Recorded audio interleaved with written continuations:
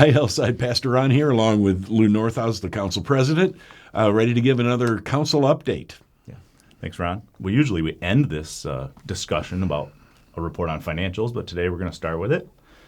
Andy and the finance team were able to report another strong month of giving, and we're very thankful for that. We are truly blessed to be able to consistently meet our financial obligations, and that's because you guys are such ardent stewards of God's resources, so we thank you for that.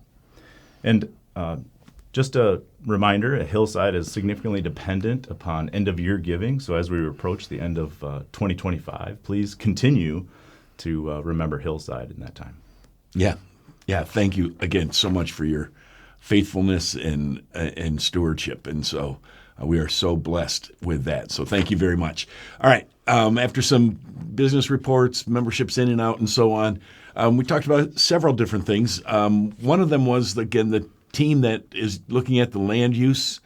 That planning team gave an update, and again, we've mentioned it before, the land to the west of Hillside. We own 10 acres there. We've owned it for about 12 years, and it's probably really wise every once in a while to say, hey, what about that? Do we want to do something with it? We had maybe thought we would use some of it when we were going to build for a while before COVID. And so anyway, we just have a group that's looking at it, and right now it's still kind of gathering a bunch of ideas, options, and things that we might do with it, from selling all of it and using the money for something, or selling a part of it, or putting in a park for part of it, or whatever. I mean, there's just all sorts of stuff. Gathering ideas and looking at community needs, trying to become more aware of, all right, what would be a blessing to our neighbors and to the people around us. So we're gathering all of that. We'll spend some time trying to organize it enough that we can have a meeting and invite the congregation, invite y'all to join us if you're interested, to share ideas and hear what we're thinking and so on. But that's probably not going to be ready before the end of the year. Probably early next year that we'll do something like that and spend some time sharing kind of more of an update of all that with you. But again, you'll have plenty of time to provide input, and we'll see if God is calling us to do anything with that. Yeah, so from do nothing to wait further, or to some incredible opportunities. Yeah. So and again, we're keeping our own needs in mind there in terms of space for kids and youth and so on. And again, it's great. We kind of continue to grow and need more space for kids and youth. And so those are wonderful problems. Most churches would love to have those kind of challenges. So Kirk and Krista and so on are creative and right now using the spaces. And so there's options there as well. But all right. They reported to us, and then another update was given in a report from our last Classis meeting. It was attended by Mary Brower and Tom Deephouse and me. Our Classis is a group of about 16 churches.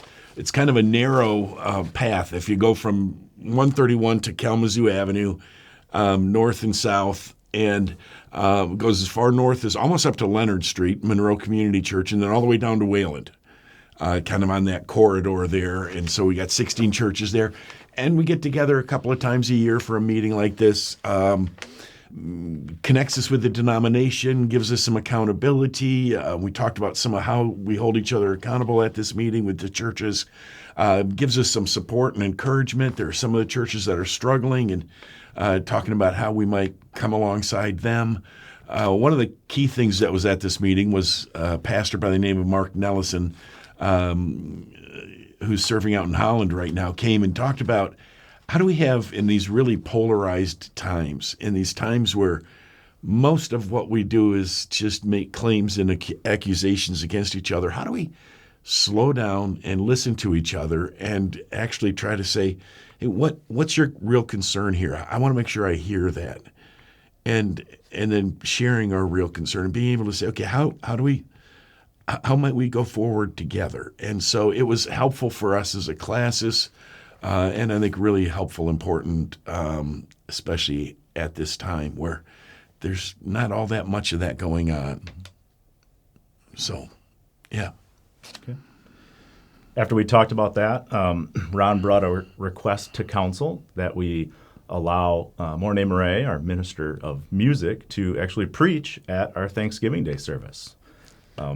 As you recall, Morné, about a year ago, was commissioned as a pastor here at Hillside. And Morné actually has some preaching experience in South Africa. Yep. So Ron thought it'd be interesting to have an opportunity for him to preach here at Hillside. And he and I have talked about it a little bit, and he said, I kind of have some interest there. I've done some of it. I've thought about it. And I said, well, Thanksgiving, let's take a shot and just bless us with the word. And so he's not going to stop being the minister of music. Right. There was discussion about that, yes.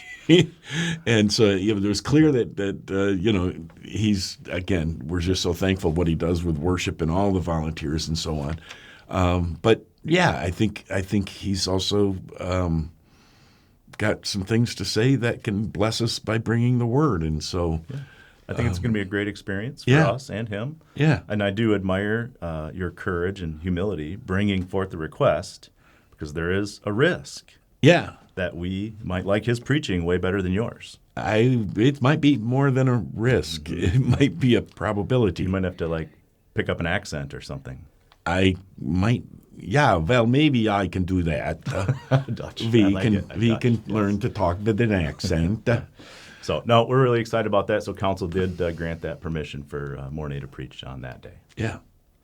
Then we spent the rest of the meeting talking about what's going on at Hillside in regards to global missions. Eric and that team have been doing a lot of things, and he presented on how that team determines support for various missionaries that we have. He talked about some of the potential missionaries, additional missionaries we could support. He talked about about the current missionaries that we do support as well. He talked about them.